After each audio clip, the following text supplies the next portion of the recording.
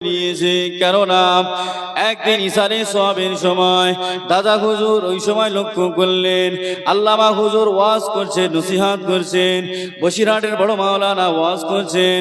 এমন সময়ে দাদা হুজুর রহমাতুল্লাহ আলাইহি বসিরহাটি হুজুরের পাশে বসে বসে নসিহত শুনছিলেন। এ যুবকেরা, নওজোয়ান তরুণেরা, ছেলেরা, বাচ্চারা, কানটা খাড়া করে শুনে রেখে দাও বাবা। এই মজলিসের ফজিলাতটা কত, এই মজলিসের গুরুত্বটা কত।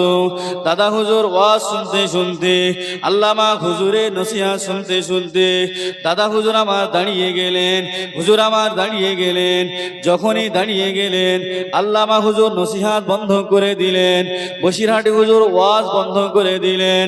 ওই সময় দাদা হুজুর আল্লামা হুজুরকে লক্ষ্য করে বলতে লাগলেন, বাবা বড় মাওলানা, ও বাবা বড় মাওলানা, তোমার নসিহত বন্ধ করো না বাবা, তোমার ওয়াজটাকে বন্ধ করো না বাবা, তোমার বায়ানটাকে বন্ধ করো না বাবা।